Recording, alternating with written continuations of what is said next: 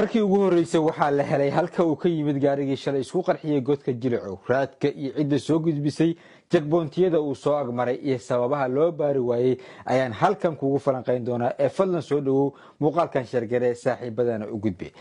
in muddo ah oo magaalada Muqdisho shacabkeedu aysan dhagahooda ku soo dhicin qarax aad u weyn shalay galab maqrinimadii waxa yeeray qarax aad iyo aad u balaaran taasoo dadka shacabka ah ka naxisay mar kalena niyadooda ku soo riday wixii ay ka caageen muddo 3 sano ku dhawaad ah oo ah in qaraxyo Muqdisho laga celiyo gaarigani waxa uu ahaa mid kooxda argagixisada ah al-shabaab ay si farsamaysan u soo dhaxgeliyeen magaalada Muqdisho gudahooda isla markaana qaab casri ah ilbaxnimo ay ku dhex jirto ay uga soo gudbeen jagboontiyada magaalada Muqdisho ee dawladda federaalka ee Soomaaliya argagixisada ay ku wardiyeyso gawaaridana ay ku baarto gaariga ayaa ka yimid shabeellada hoose waxa uu magaalada Muqdisho ka soo galay oo ka soo lagu bilaabay X control afgooye gaariga waxa ku buufsanaa calaamada ciidanka hay'adda nabad sugidda Soomaaliya ee NISA loo yaqaano ciidanka saaray ee argagixisada ah ee dagaalamayna waxa ay ayaguna siteen labiska rasmiga ah ee ugu dambeeyay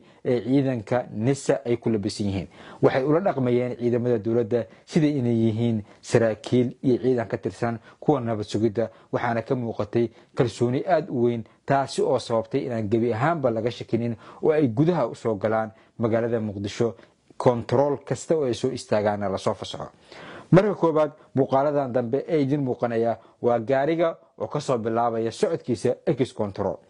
ciidamada dawladda federaalka ee Soomaaliya saddexdooda ugu sareysa xitaa kan afraad ee ah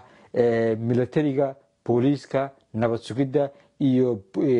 kuwa ka shaqeeya asluubta haddii si rasmi ah ay u labisan yihiin caadiyan ma dhacdo in la baaro taasna waa mid ay ka faa'iideysteen waana qalad weyn oo dawladnimada iyo systemka ciidanka ka dhex jira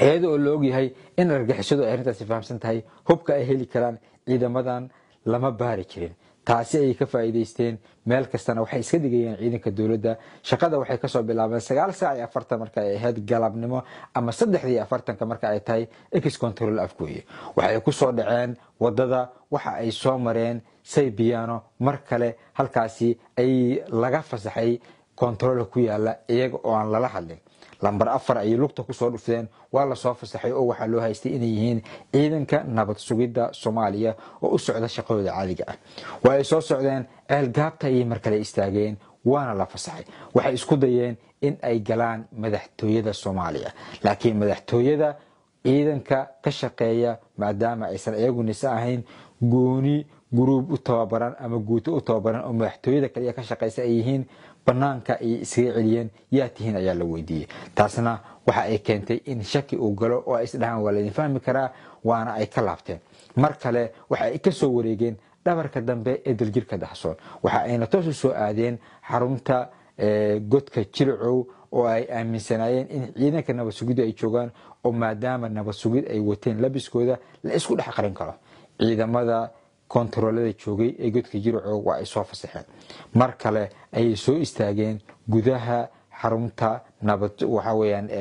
godka Jilcow afaafka hore ee laga waardiyo labada control bartaasi ay ciidamadii joogay maadaama ciidan ku shaqo leh kali ah xaruntan ay imaan karaan oo waardiyaha iyo shaqaalaha noocaas ah loo soo diro shaki ayaa galay ciidan Cabdibilaa oo socdo oo aysan ka warqabinin waxa uu doonayo oo meesha istaagay ayay keentay in la weydiiyo war maxaad ahaydeen xageed u socoteen ujeedadeenu maxay ahayd marka ay ogaadeen in meesha u dambeysay ay taagan yihiin ayaa gaariga ka daateen ciidamadii argagixisada ah ee saaray